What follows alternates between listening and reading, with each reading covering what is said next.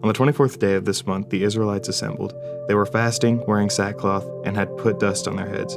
Those of Israelite descent separated themselves from all foreigners, and they stood and confessed their sins and the iniquities of their fathers. While they stood in their places, they read from the book of the law of the Lord, their God, for a fourth of the day, and spent another fourth of the day in confession and worship of the Lord their God. Jeshua, Bani, Kadmiel, Shebaniah, Buni, Sherebiah, Bani, and Chinani stood on their raised platform built for the Levites, and cried out loudly to the Lord their God. Then the Levites, Jeshua, Kadmiel, Bani, Hashabaniah, Sherebiah, Hodiah, Shebaniah, and Pethahiah, said, "Stand up. Blessed be the Lord your God, from everlasting to everlasting. Blessed be your glorious name, and may it be exalted above all blessing and praise. You, Lord, are the only God. You created the heavens, the highest heavens with all their stars, the earth and all that is on it, the seas and all that is in them. You give life to all of them, and all the stars of heaven worship you. You, the Lord, are the God who chose Abram, and brought him out of Ur of the Chaldeans, and changed his name to Abraham. You found his heart faithful in your sight, and made him a covenant, to give the lands of the Canaanites, Hittites, Amorites, Perizzites, Jebusites, and Girgashites, to give it to his descendants. You have fulfilled your promise, for you are righteous. You saw the oppression of our ancestors in Egypt, and heard their cry at the Red Sea. You performed signs and wonders against Pharaoh, all his officials, and all the people of his land, for you knew how arrogantly they treated our ancestors.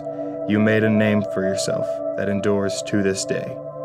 You divided the sea before them, and they crossed through it on dry ground. You hurled their pursuers into the depths like a stone into raging water. You led them with a pillar of cloud by day, and with a pillar of fire by night, to illuminate the way they should go.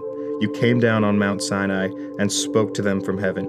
You gave them impartial ordinances, reliable instructions, and good statutes and commands. You revealed your holy Sabbath to them, and gave them commands, statutes, and instruction through your servant Moses. You provided bread from heaven for their hunger. You brought them water from the rock for their thirst. You told them to go in and possess the land you had sworn to give them. But our ancestors acted arrogantly. They became stiff-necked and did not listen to your commands. They refused to listen and did not remember your wonders you performed among them. They became stiff-necked and appointed a leader to return to their slavery in Egypt. But you are a forgiving God, gracious and compassionate, slow to anger and abounding in faithful love, and you did not abandon them. Even after they had cast an image of a calf for themselves and said, "This is your God who brought you out of Egypt," and they had committed terrible blasphemies, you did not abandon them in the wilderness because of your great compassion. During the day, the pillar of cloud never turned away from them, guiding them on their journey. And during the night, the pillar of fire illuminated the way they should go. You sent your good spirit to instruct them. You did not withhold your manna from their mouths, and you gave them water for their thirst. You provided for them in the wilderness for 40 years, and they lacked nothing. Their clothes did not wear out, and their feet did not swell. You gave them kingdoms and peoples, and established boundaries for them. They took possession of the land of King Sihon of Heshbon, and of the land of King Og of Bashan. You multiplied their descendants like the stars of the sky, and brought them to the land. And you told their ancestors to go in and possess, so their descendants went in and possessed the land. You subdued the Canaanites who inhabited the land before them, and handed their kings and the surrounding peoples over to them, to do as they pleased with them. They captured fortified cities and fertile land, and took possession of well-supplied houses, cisterns cut out of rock, vineyards, olive groves, and fruit trees in abundance. They ate, were filled, became prosperous, and delighted in your great goodness. But they were disobedient and rebelled against you. They flung your law behind their backs and killed your prophets who warned them in order to turn them back to you. They committed terrible blasphemies. So you handed them over to their enemies who oppressed them. In their time of distress, they cried out to you, and you heard from heaven. In your abundant compassion, you gave them deliverers who rescued them from the power of their enemies.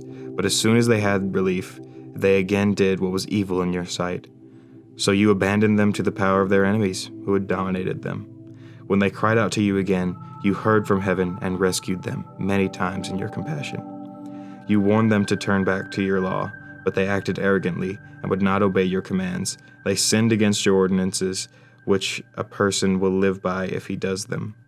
They stubbornly resisted, stiffed their necks, and would not obey. You were patient with them for many years, and your spirit warned them through your prophets, but they would not listen. Therefore, you handed them over to the surrounding peoples. However, in your abundant compassion, you did not destroy or abandon them, for you are a gracious and compassionate God.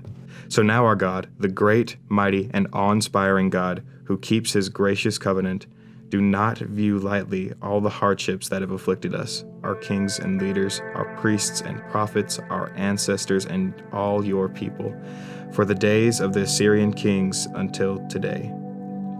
You are righteous concerning all that has happened to us, because you have acted faithfully, while we have acted wickedly. Our kings, leaders, priests, and ancestors did not obey your law or listen to your commands and warnings you gave them. When they were in their kingdom, with your abundant goodness that you gave them, and in spacious and fertile land you set before them, they would not serve you or turn from their wicked ways. Here we are today, slaves in the land you gave our ancestors, so that they could enjoy its fruit and its goodness. Here we are, slaves in it. Its abundant harvest goes to the kings you have set over us. Because of our sins, they rule over our bodies and our livestock as they please. We are in great distress. In view of all this, we are making a binding agreement in writing on a sealed document containing the names of our leaders, Levites, and priests.